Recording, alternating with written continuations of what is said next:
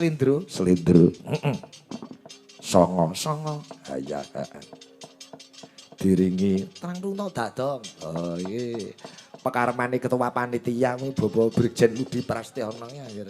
Kendangane Gonggo Mino. Wo iki. Angger metu Ponokawan titikane mercon. Iya, heeh. Monggo Mas Raga.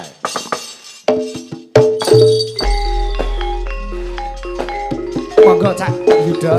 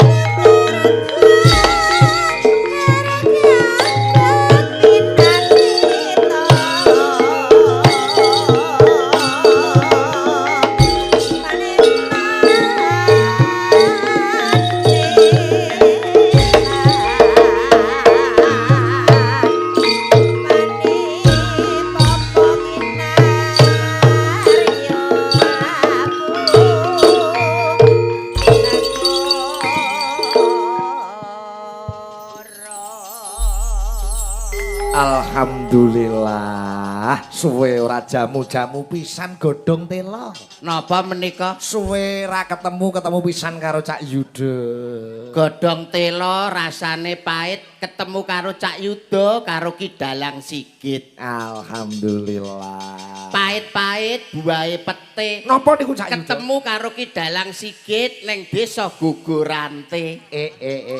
Buah pete ning pinggir sumur. Wong sak gogorante panjang umur. Allahumma amin. Buah pete neng pinggir kali wong sak gogorante banyak rejeki. Allahumma amin. Buah pete buah nanas. Napa niku? Wong sak gogorante utange lunas. Amin. Hambine banter BRI ini jeru kabeh Mas. Alhamdulillah wa syukurillah saged sowan wonten dalemipun panjenenganipun Bapak Maijen TNI Marinir Bambang Sutrisno. Hebat saestu ngertos nek teng daleme Pak Bambang Sutrisno. Wah kangen saestu Mas kula. Nggih. Napa melih rawuh dalu punika salam hormat pada panjenenganipun Bapak Yuda Margono, mantan Panglima TNI ingkang hebat luar biasa. Luar biasa. Nek ngertos teng daleme Pak Bambang, wah jan. Ngapa? Kula diparingi amplop kula wangsulne. Lho, kok iso? Lah pripun lah Pak Bambang Sutrisno niku nek kalih kula niki lak termasuk dianggep putra angkat Pak Maijen Bambang Sutresno. Oh, Kula sampean niki ya? anak angkat. Pripun to Mas? Lah Pak Bambang Sutresno niku kula hafal kok SD-ne teng pundi? Wonten pundi? SD Negeri Gogorante.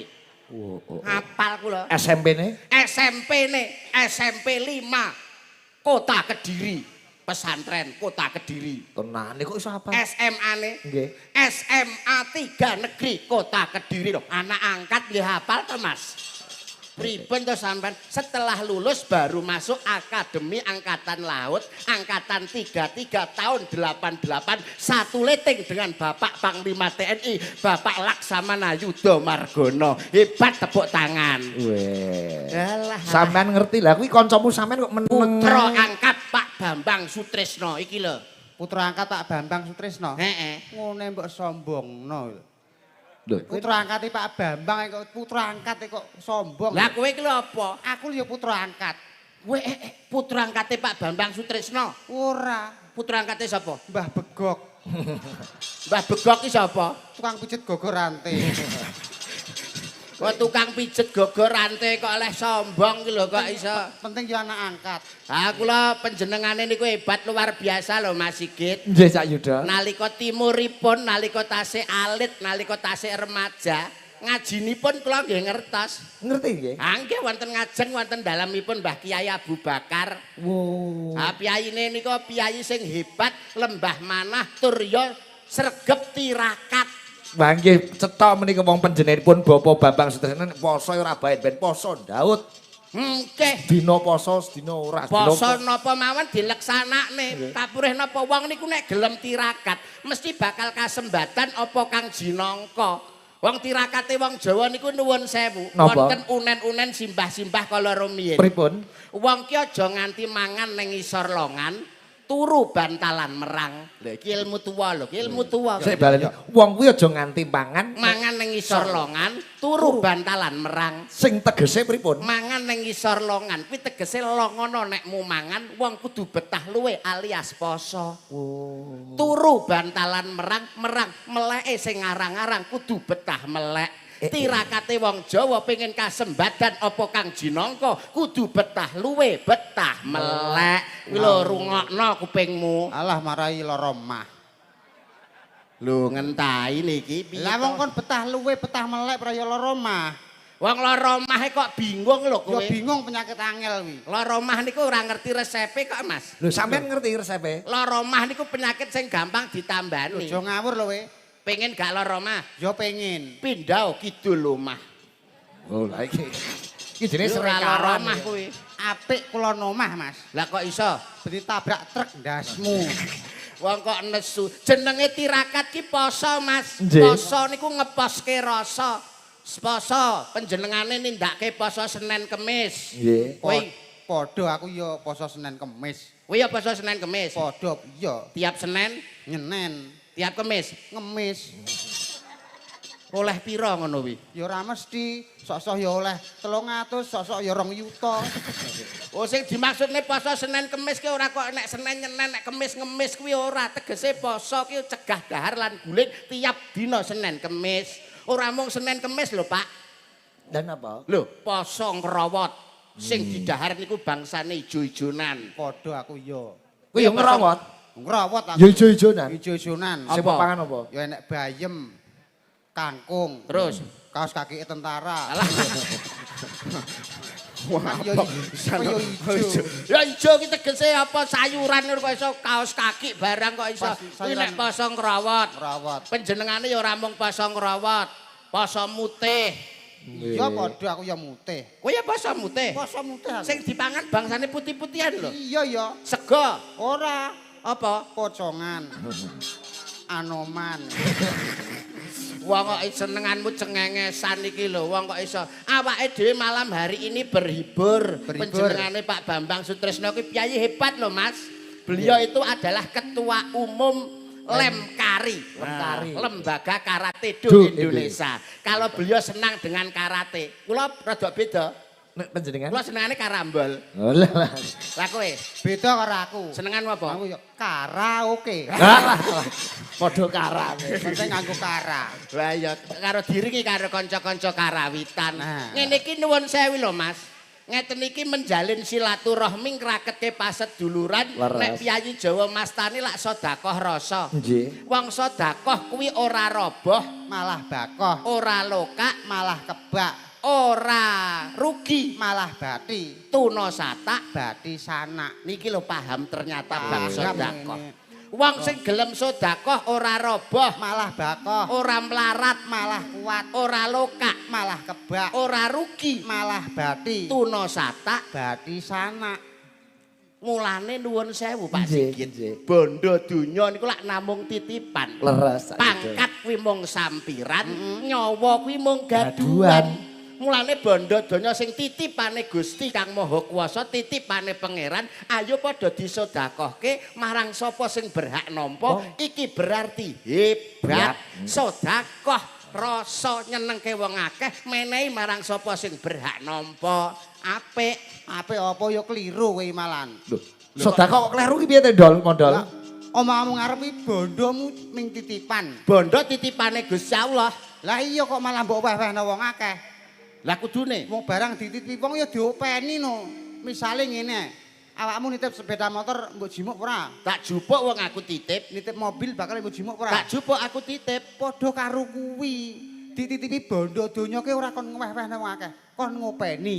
Engko nek sak wayah-wayah Gusti Allah takon, "Do, bondo sing tak titipne kowe mbok kek ndi?" Pun kula weh-wehno wong akeh. Ayo ijoli. Mbok ijoli nganggo apa? Iki rumuse kok ndi mondol kok duwe rumus ngene iki? Ora lho, Titipan lho. iki jane melok aliran apa to bocah iki. Iki sektene kok beda ngono iki. Ora lho, iki lho, maksude bondo iki titipane pangeran. Disedekahke. Ya aja, nek kon ngijoli wis entek kon ngijoli malah ra iso. Kon ngopeni engko sak wayah Gusti Allah takon bondo sing dititipne kowe kan mbok openi. Engko nek sak wayah ditekoni Gusti Allah ijek enek karek ngewehno. Lah iki pangeran kok dipadakne karo marang tuamu iki piye to iki? Iki Gusti Allah iki Gusti Kang Maha Kuwasa, Maha Rahman, Maha Rahim, Maha Welas, Maha Asih. Tur meneh Gusti Allah mono ora sare. Lah, nek Gusti Allah sare sing wani gugah sapa?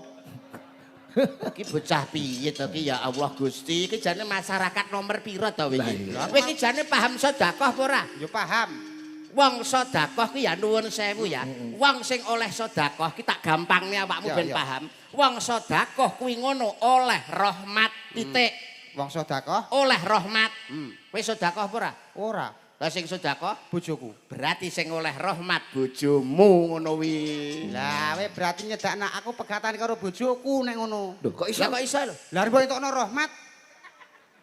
Maksudnya judo ki ngene iki lho Dol, ora kok terus dientuki hormat ketika sing sedekah bojomu ki entuk nugroho. Lah, malah di rahmat karo nugroho.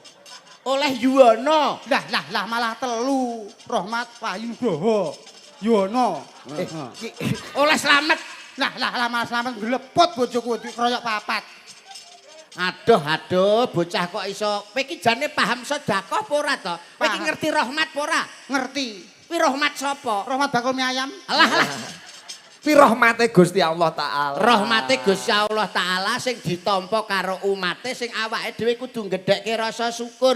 Sing sapa gelem syukur ditambah nikmate mati tikel. Sing sapa kufur ora gelem syukur marang nikmate Gusti bakal nampa bendu utawa adab sing pedih. Ngono. Tangkit rahmat bakul mie ayam. Mi ayam untumu kuwi tur meneh nuwun sewu kala wingi sampun resepsi wonten Surabaya. Leres. Putranipun Pak Bambang Sutrisno. Nggih. Kula namung saged nderek dedonga mugi-mugi anggenipun mangun samadyaning bebrayan agung tansah pinaringan berkah rahayuning Gusti Amin. dados keluarga ingkang sakinah mawaddah lan warahmah enggal pikantuk momongan putra saleh lan salehah. Amin Allahumma. Amin. Wis aku ndongakne kanggo temanten. Kowe genti ndonga kanggo temanten. Mas Panji karo Mbak Agita. Mas Panji karo Mbak Atika. Nggih, mugi-mugi Mas Panji. Ya basane didongake to nganggo basa apa ngono lho kok iso padha aku mang sakinah mawaddah Oh, warahmah. alah aku basa Arab kaya kamu. Ya iya to. Oh, alah tak kira kagem Mas manten lan Mbak manten donga kagem panjenengan bismillahirrahmanirrahim bismika Allahumma ahya wa bismika amut. Lho. Kok kaya arep donga meh turu. Iki donga kanggo temanten kok donga tidur ki lho. Dongamu mengelo piye? Rungokno to. Bismillahirrahmanirrahim bismika Allahumma ahya wa bismika amut. Kuwi donga turu, Mas. Manten nek randang turu randang meteng. Alah. Ngawur. Wah, iki ya saya ngawur rumangsaku kok iso. Wong Mas Mondol nggih nuwun sewu lho. Nek kalas kula kalih panjenengan kan paling tidak selevel panjenengan SDM-e ya imbang. S2. Kula elek-elek dagelan nggih S1. Minimal nggih nggon skill nggon pendidikan sivitas akademikane mendukung. Lah tapi nek Mas Mondol ya nuwun sewu wong potongan ngeten iki wis ora duwe cita-cita. Nek wong model kados ngeten iki nyambut gawe dengan akal enggak mungkin sing dienggo akale. Dengan otak enggak mungkin sing dienggo otote. Model kaya Mas Mondol niki cara nyambut gawe nggih. Cara nyambut gawe sing pantes apa rek? Paling pantes niku dadi tukang titik watu. Mentok tukang titik watu niki. Pas. Sorry lho Mas. Kok sorry ki lho. Kowe iki aku kok ngawi teko kene sing nggawa kowe lho. Teko kene malah mbok jelokno harga diri. Pantesmu dijlokne kowe iki pantesmu titik watu. Sorry lho Mas. Lho kok sorry? Mas yo rupa kaya ngene iki yo duwe cita-cita Mas. Cita-citamu apa? Cita-citaku minimal. Minimal yo lurah lah. Minimal. Lurah. Sing milih sapa? Mosok enek lurah potongane kaya katembat nih. Katembat sakmene kupinge sak pira? Kowe iki dadi titik watu. Lurah, Titik watu. lurah. Lah kowe lurah aku moh to dadi rakyatmu. Dadi apa? Aku ning dhuwurmu, sak dhuwurmu aku dadi camat. Aku camate, kowe lurahe gak tak kei proyek. Bosok kowe. Camat tok Mas. Menang tanda tangan. Kowe dadi camat. Iya. Aku moh dadi bawahanmu. Lah dadi apa? Sak dhuwurmu aku. Dadi apa? Dadi bupati. Aku bupatine, kowe camate. Ora tak wahi proyek genti. Bosok kowe. Bupati, Mas. Mosok enek bupati kaya pentol kurek nih. Penting bupati, Mas. Kowe dadi bupati. Bupati Aku mah dadi ngisoranmu. Dadi apa? Aku sak dhuwurmu tak polne pisan. Aku dadi presiden. Presiden dhuwur dhewe. Dhuwur Ora enek dhewe. sing ngungkuli. Aku presidene, kowe bupatine. Gak tak kei wilayah. Bosok kowe. Presiden kok Mas, nggih to? Dhuwur dhewe. Kowe dadi presiden. Iya. Aku moh dadi rakyatmu. Lho, presiden dhuwur dhewe. Tetep sak dhuwurmu aku. Kowe dadi apa? Dadi udan sing deres. Kira gelem Udan kalah. deres lho. Kok iso udan deres? Dadi udan sing deres terus Presiden. presiden pas kunjungan udan deres banjiran keli. Bosok kowe. Ana berita presiden kentir banjir lho ya lho. Masa enek presiden kok keli lho. Pas kunjungan terus udan deres terus kebanjiran prakeli. Kowe dadi udan deres. Dadi udan sing deres. Aku ya ora kurang akal. Piye supaya ora keli, piye supaya ora kentir, aku ora kurang akal, Mas. Dadi apa Aku nah? dadi watu sing Gede. gede. Watu gede, ora mungkin kena banjir. Ora kentir. Ora kentir, watu gede kok. Aku ya ora kurang akal. Piye? Piye supaya watu gede iso kentir? Kowe dadi apa? Tukang titik watu. Lah dalah. Alah. Ngarep dang titik wis bar lho kok iso dadak mulek tekan camat. Lho, lakonmu lho. Piye to? Piye to iki? Benake to. Ngono to. Piye? Wong sirah karo blangkon kok gak akur iki jane piye to iki? Mbok dicopot ngene lho. Wong kok sirahe kaya lato-lato. Ngawur. Lah ngene kok ora lato-lato lho. Iki dudu lato-lato. Lah kuwi apa? Iki ngono tahu bulat. Digoreng dadaan 500-an langsung mbok dilat.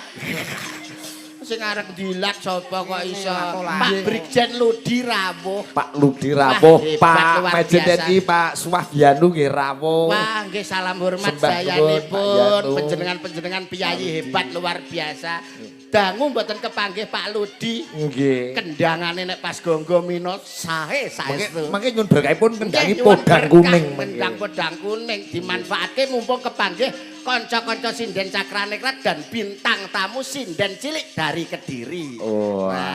Ning menika nyuwun berkahipun Pak mantan Panglima rumiyin. Pak Laksamana TNI Yudo Margono. Nggih, mungkin didampingi kali Pak Ludi, kali Pak Bambang Sutrisno sekalian garwa. Oh, mekaten. Nggih, Jatuh minggah Pak. wonten pepanggungan. Nggih, nyuwun berkahipun. Saestu mboten ngirangi Subasita lan Trapsila kepareng dumateng panjenenganipun ingkang minulya Bapak Laksamana Yudha Margana, Bapak Maijen Bambang Sutrisno, Pak Brigjen Ludi saha sedaya ingkang para ibu-ibu kepareng kula dherekaken minggah wonten ing pepanggungan sepatipun Mas Bari monggo. Bapak Yanu, Bapak Yanu sekalian monggo. tebih-tebih saking Jakarta. Ngaten.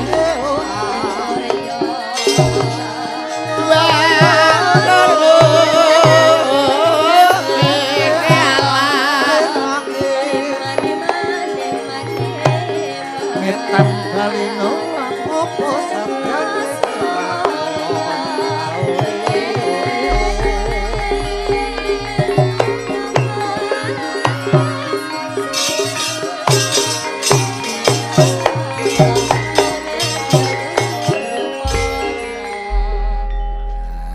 Monggo Pak Bambang.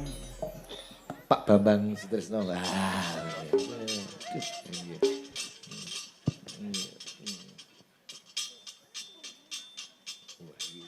Kok ora dispoti? Ini kok sak sore pun latihan spot nih Mas Bambang. Baik, Assalamualaikum warahmatullahi wabarakatuh. Waalaikumsalam. Selamat malam dan salam sejahtera semuanya. Saya ucapkan terima kasih pada Pak Bambang Sutrisno beserta Ibu yang telah mengundang saya untuk hadir di acara wayangan malam hari ini. Dan tentunya saya ucapkan selamat kepada Mas Panji dan Mbak Gita. Semoga menjadi keluarga yang sakinah mawaddah rahmah, selamat menempuh hidup Amin. baru.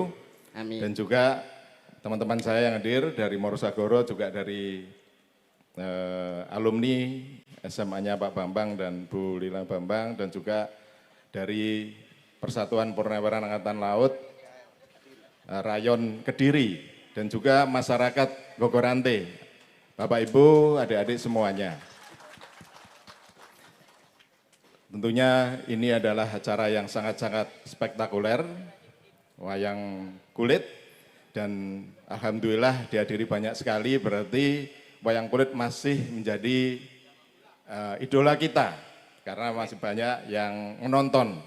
Dan ini harapan kita semuanya supaya tetap lestari, ya, Mas Bambang ikut melestarikan budaya Jawa asli yang adiluhung. Dan alhamdulillah saya telah tadi sudah sampaikan Pak Sigit, dulu pernah mengukir prestasi 78 tempat di HUT 78 TNI waktu itu, dari baik dalam negeri maupun luar negeri, nanggap wayang semuanya. Tepuk tangan. Dan karena saya ingin wayang ini tidak hilang dari bumi Indonesia, karena dengan kemajuan teknologi, mengaruh lingkungan global, jangan sampai wayang hilang dari bumi Indonesia, karena ini adalah rohnya bangsa Indonesia, budaya asli Indonesia yang harus kita pertahankan. Sehingga kita harus selalu nguri-nguri budaya Jawi dan juga melestarikan khususnya wayang kulit ini. Saya masih didapuk Pak Sigit, masih didapuk wayang orang di Barata, karena Wah, cocok. Bratasena menika Bima nipun. Bimo. tapi saya nggak mau kalau nggak Bimo, karena jogetnya agak susah. Jadi, setiap di dapur saya harus jadi Bimo, sehingga ceritanya mesti ada Bimonya. Dan alhamdulillah ini tadi ceritanya Banjaran Bimo. Ya pas sekali ini dengan apa karakter saya.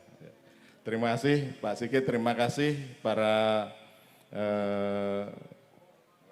pengrawit dari Cakraningrat serta ibu-ibu sinten semuanya, karena tadi saya lihat masih bisa lagu Jala Sewa Jamahe. Tasik saged, Pak. Alhamdulillah tasik saged. Saya pikir setelah 3 tahun yang lalu Jala Sewa Jamahe langsung punah juga. Boten. Ternyata Pak. tadi Betul, Pak. masih bagus. Ya berarti kalau Agustus nanti saya tangkap berarti masih bisa. Wah, Masih, masih. Pak. Masih, Pak. Amin. Siap, tak. Tanggal berapa, Pak? Wong sik to. Iya.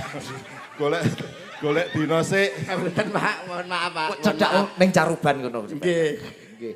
Ning Garon. Garan nggih. Menika dipun ulang meneh sae mangke niki. Oh. Nggih. Dan alhamdulillah pada malam hari ini acaranya sangat meriah sekali. Kalau memang Banjaran Bimo ini cerita yang sangat-sangat spektakuler.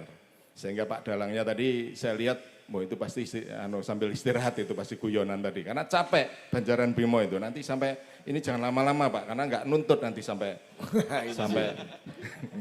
capek Pak selesai. Judo niku nggih nate dalang lakon niki. Oke. Ya, karena saya waktu itu merasakan sebentar saja Banjaran Bimo waktu Bimo bungkus tadi udah kecapean, apalagi sampai selesai sampai besok pagi.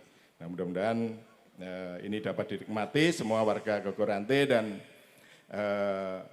seluruh penonton semuanya, Bapak Ibu semuanya, dan adik-adik saya lihat tadi anak-anak kecil juga ikut menonton. Ya, jangan berkecil hati. Dulu saya juga sama seperti adik-adik kelas setan di sebelah situ waktu 50 tahun yang lalu. Dan alhamdulillah ternyata saya bisa di atas ini. Ya. Adik-adik dari Gogorante, dari desa, saya juga anaknya petani. Saya dari desa petani Meleni kalau dibilang. Ya sama dengan adik semuanya. Jadi nggak usah berkecil hati, walaupun duduk di bawah sana, suatu saat pasti akan menjadi orang. Ya.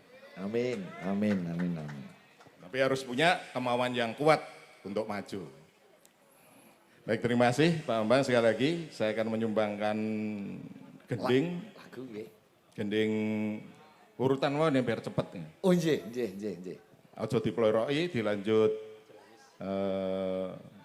apa? Suara suling, Ya. Gambang suling, dilanjut perahu layar. Siap. Meni sing Jalas Fafe apa mboten rumiyin? Ya harus no Mas, wajib niku. Niku mengke wajib. Jalas Veva. Nggih, Nah, gending-gending ini kalau tidak dijogeti semuanya rasanya juga kurang rame. Setuju. Monggo sedaya tumut joget. Oh nggih. Monggo presiden Ya ta, mangga katuran jumeneng. Berarti saking lancaran rumiyin apa langsung sing Jalas Pak? Lancaran rumiyin nggih. Oh nggih. Oh aja dipleroki rumiyin, aja dipleroki rumiyin. Jalas Veva yang terakhir karena nanti ada genjrengannya. Ini penari latar di belakang sini. Ojo dipleroki, buka saking saron. Monggo, Mas.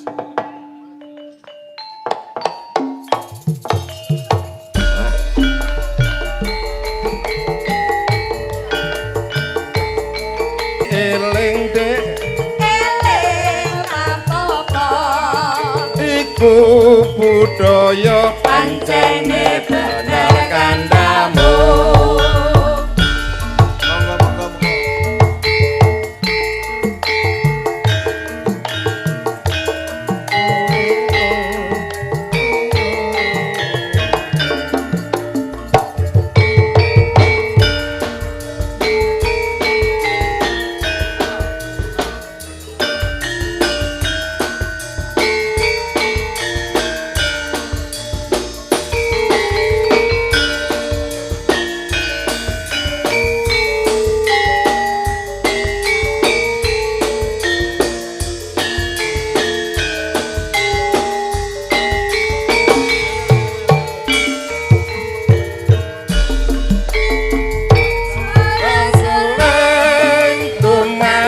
suarane kula kuli kapena unine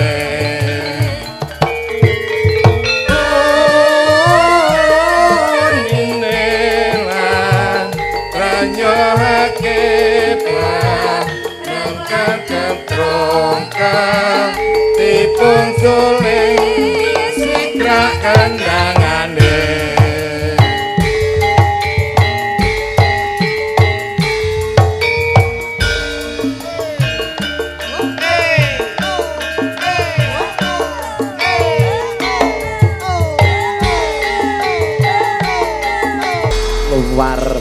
Luar biasa, penonton ikut bergoyang Pak Sigit. Nggih leran.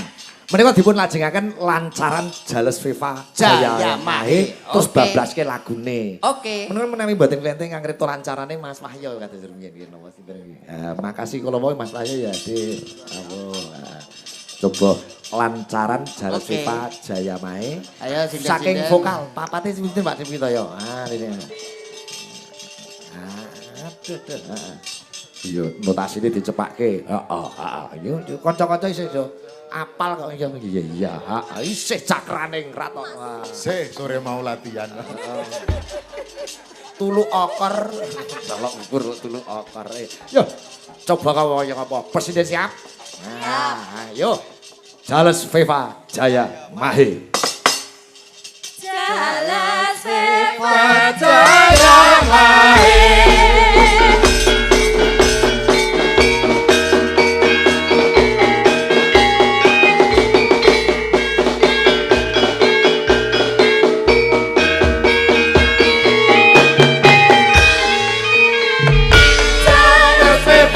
Jaya Mahe di lautan kita jaya menembus ombak samudra angkatan laut jaya di sepanjang masa.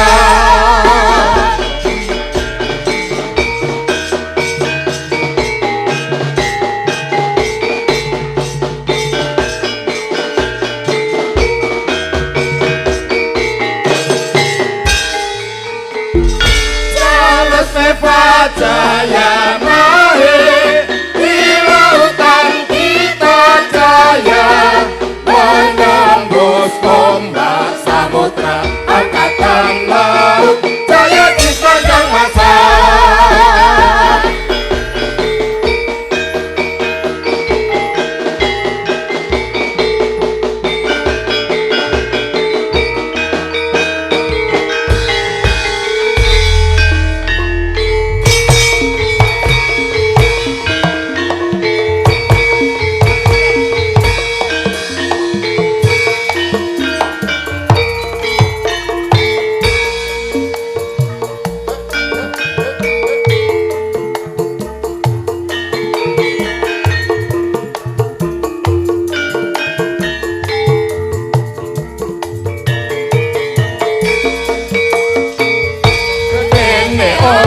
Kapal berlayar tengah samudra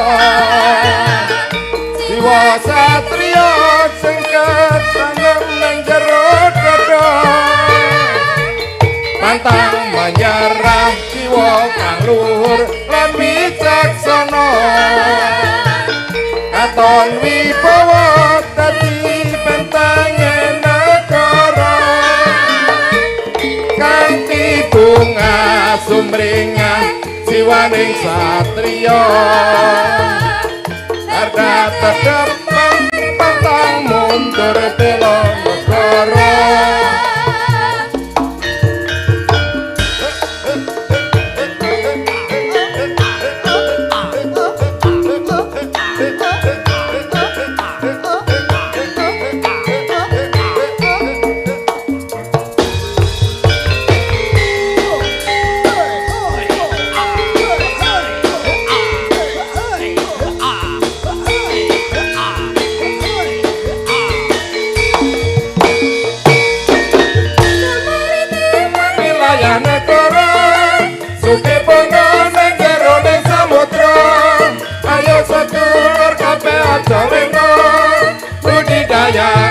Hasil samudra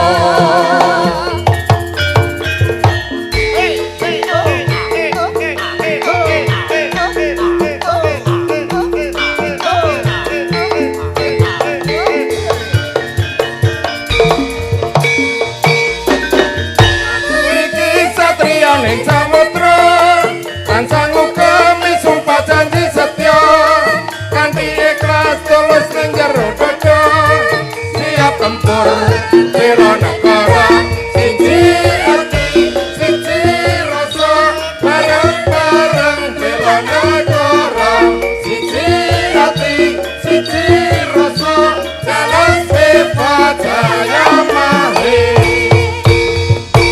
dene ombak kapal berlayar tengah samudra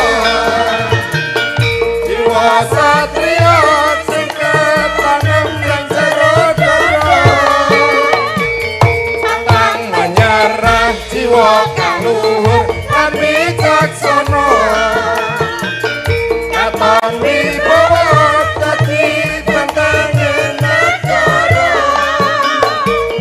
kanthi sumringah siwaning satriya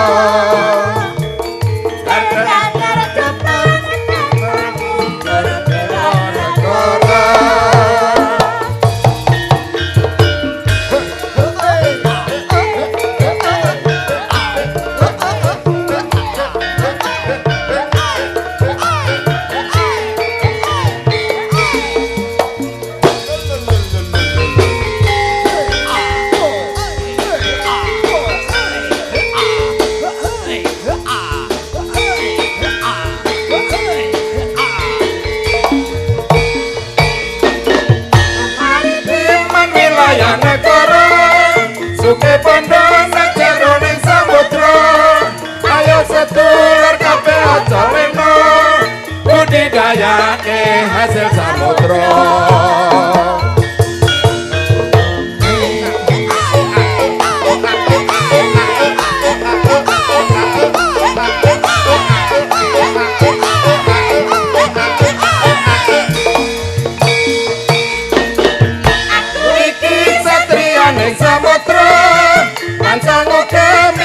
janji setia kanthi ikhlas tulus nang jero dada siap tempur bela negara siji ati siji rasa bareng-bareng bela negara siji ati siji rasa jalan bebas jaya nahe siji ati siji rasa bareng-bareng bela negara siji ati siji rasa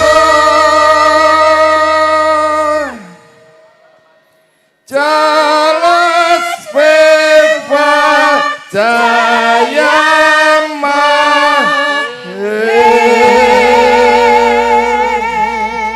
Jalas Viva! Jaya Mahe Jalas Viva! Jaya Mahe Jalas Viva! Jaya Mahe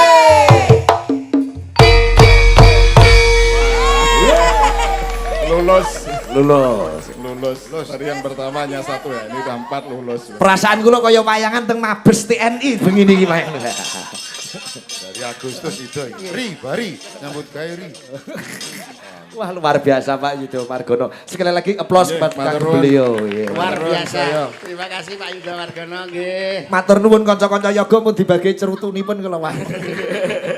Iya, luar biasa. Hebat, luar biasa. Nggih sembah nuwun. Wah, Pak Bambang nopo lho Pak Bambang kok dadak ngoten bareng. Sembah nuwun Pak. Lah Pak Bambang ya. Nggih. Sembah nuwun Pak. Matur nuwun seger waras panjang umur. Siji ati, siji rasa, reng bareng bela negara. Siji ati, siji rasa, jales Viva Jaya Mahe. Siji ati, siji rasa, bareng-bareng bela negara. Siji ati, siji rasa. Ya. Jales Viva Jaya Mahe.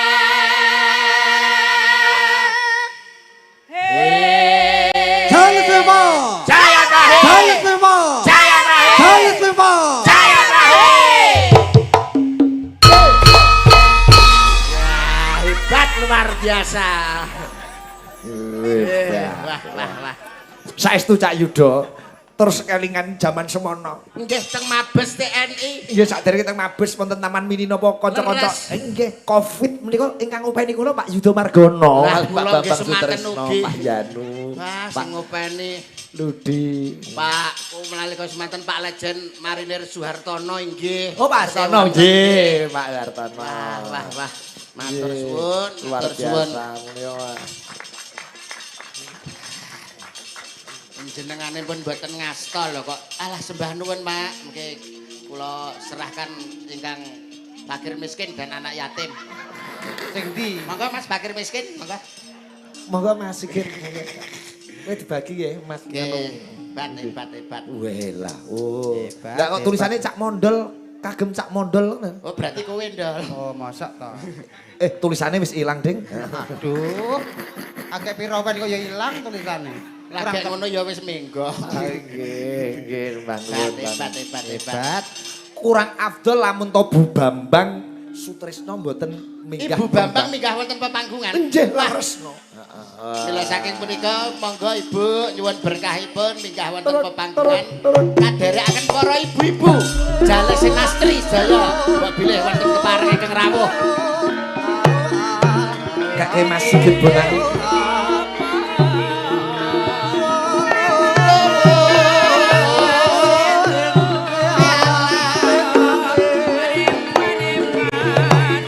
Etan balingo Apa sedane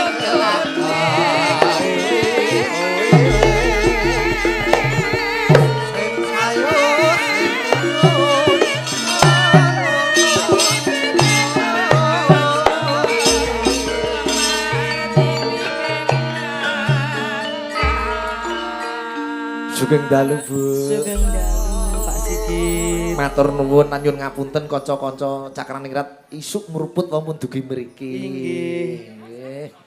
Bareng meh mapan turu bareng karo Cekson Horeg. Waduh, kita terus bareng karo ngoroke kanca-kanca. Saingan. Nggih, nyuwun berkahipun. Insyaallah. Wah, badhe nembang menapa menika, Bu? Menika tembang lawas. Tembang lawas. Agak melo-melo sedikit. Injih. Ampun terlalu lawas lho Bu mengke mboten apal kowe kanca-kanca. Terlalu lawas.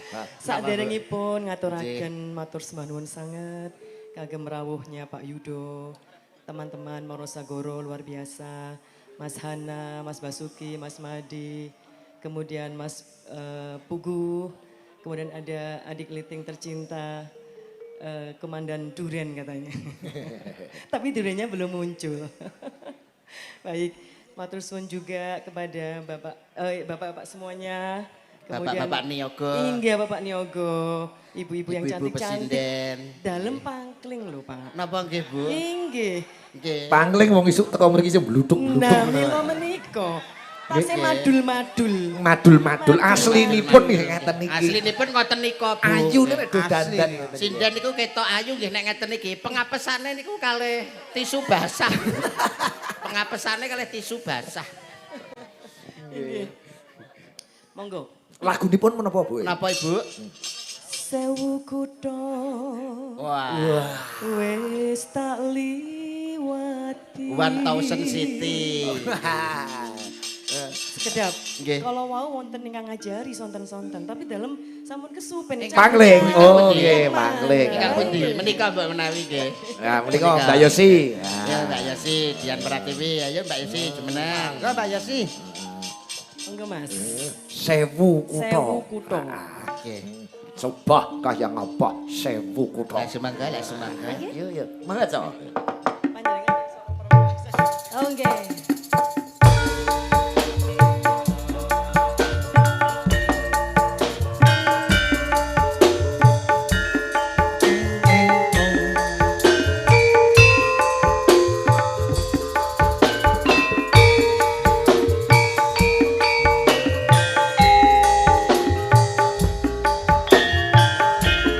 Monggo Bapak. Wah.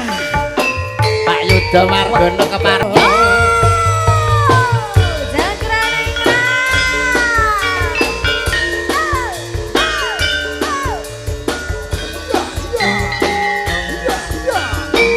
Monggo ibu-ibu yang di belakang boleh ikut ke depan.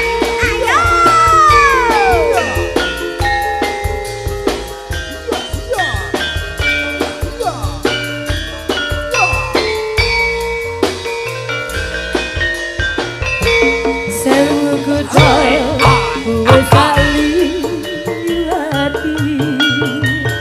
Sewu ati tak takoni. Nanging kabeh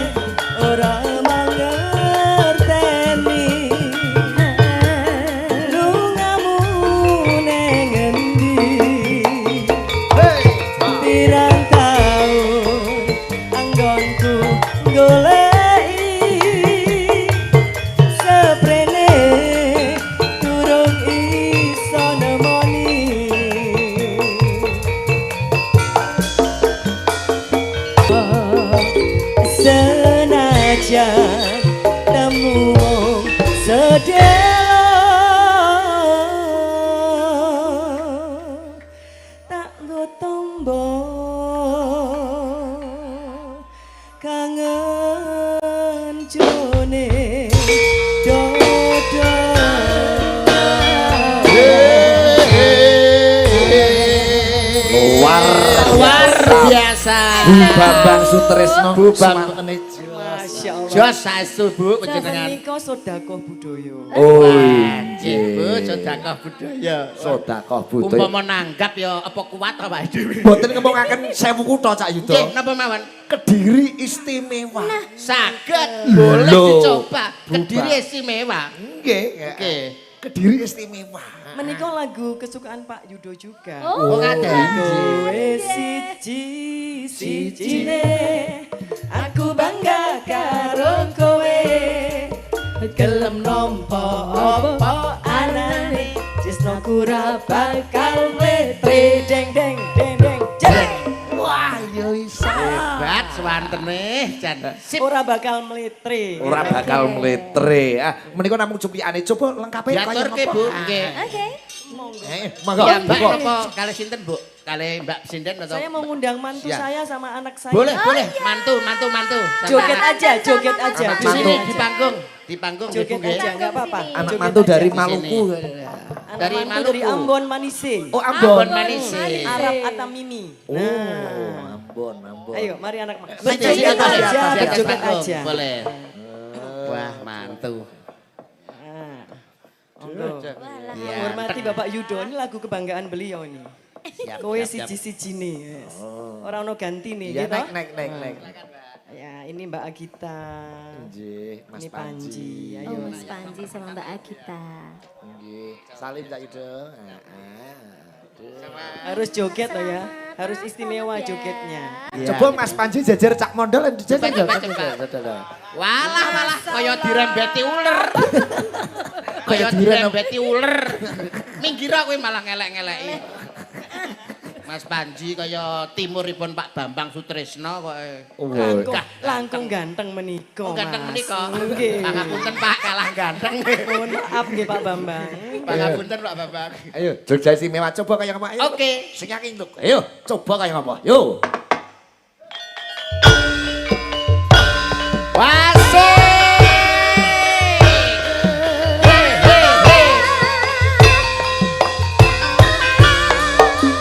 Pak Bambang naik panggung. Pak Bambang. Pak Bambang, monggo Pak Bambang. Pak Bambang malu-malu. Mangan tempe rasane koyo mangan lawuh sate. Sate. Najan saanane. Siji aku bangga karo kowe. Iki kowe opo kowe. Kowe aja sumpah. Wis aku ora bakal ilang. Ibarat koyo kudu kadiri. Kowe jan istimewa. Ibarat koyo kudu kadiri. Kowe jan istimewa.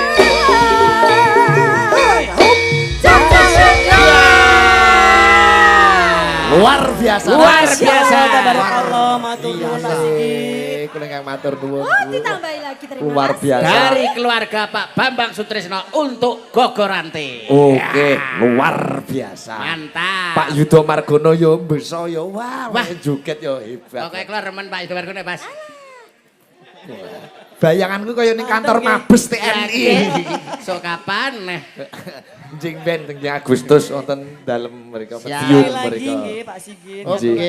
Ngaturaken matur sembah nuwun sanget. Sami-sami. Sampun ikut membuat bahagia semua warga. Injih. Kelahiran tanah leluhur Pak Bambang Sutresno. Sekali lagi juga ngaturaken matur sembah nuwun sanget kagem Pak Yudo Margono beserta teman-teman dari Morosegoro dan semua yang hadir pada dini hari nggih. Belum ya? Belum. Oh belum, sebentar lagi. Baik, terima kasih. Pangapunten nggih, Mbak kalau keliru.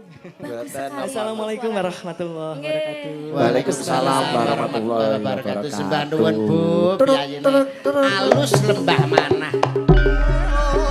Wah, saged beksa. Ayo.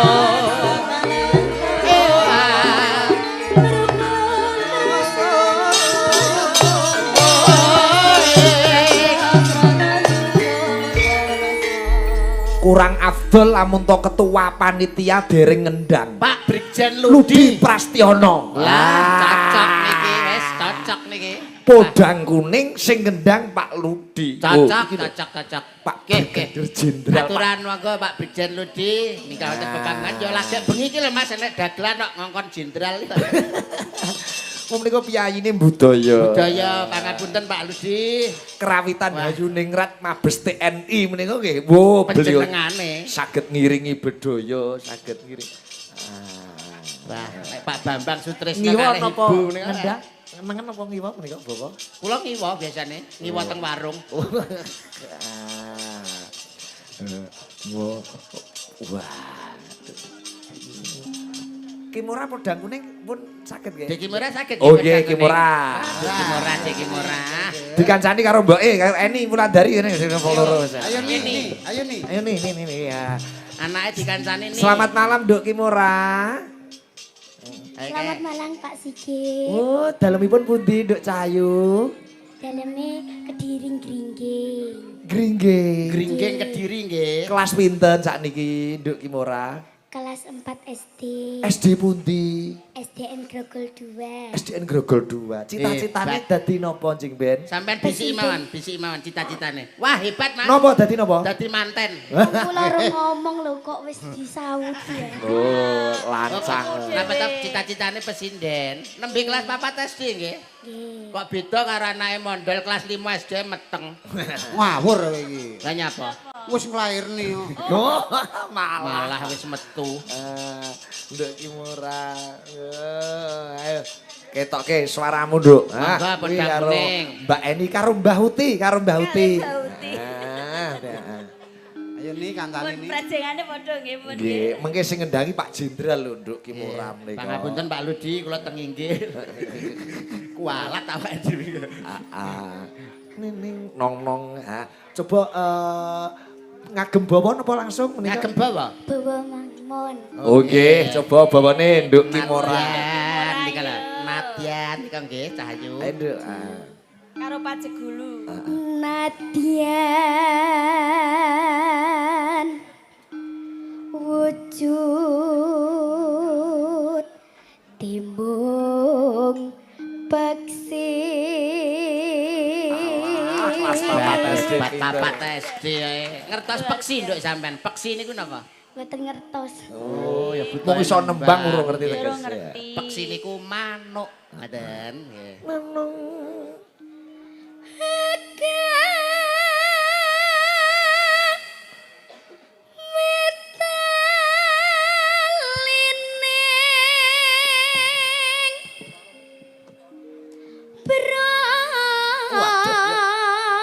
Gedek.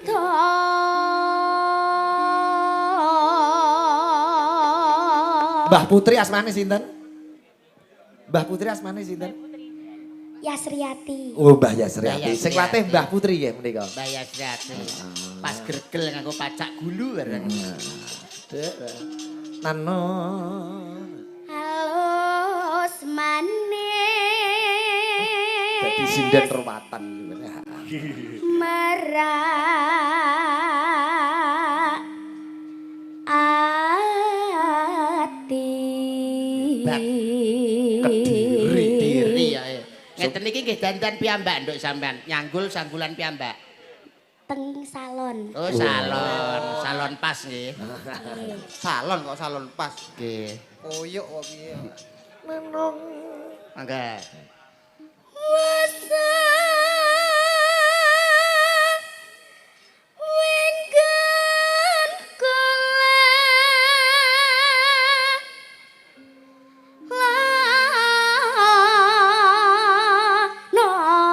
Weh, nganggo ngetril barang kok.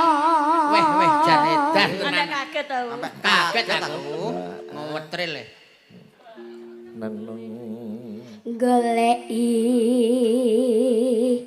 si podang kuning. Wah. Ngetril pindho. Jan dasar montore 2 tak. Nganggo li samping. Wah, sampeyan ya calon bintang tamu kondang ya Cak Yudo. Nggih niki wah niki wis jelas. Dadi dokumentasi sok ben nek Kimura ki wis gedhe, iki lho nalika wayangan ning daleme Pak Bambang ono sinden cilik Kimura. 50 taun neh lho iki dagelane swargine mondol. Ya, 50 taun arep ning ndi? Terus Ibu bunga ing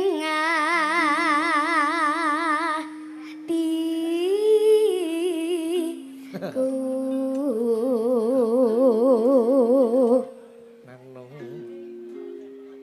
mongko nyanding Nah, ora apa-apa mongko karo nyanding ya ora. sae bocah. bisa dadi Dadi nduk nun sewu ora dadi.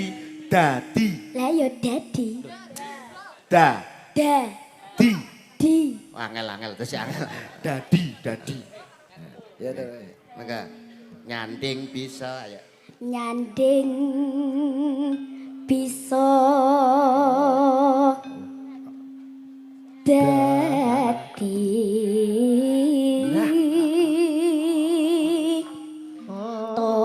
tombo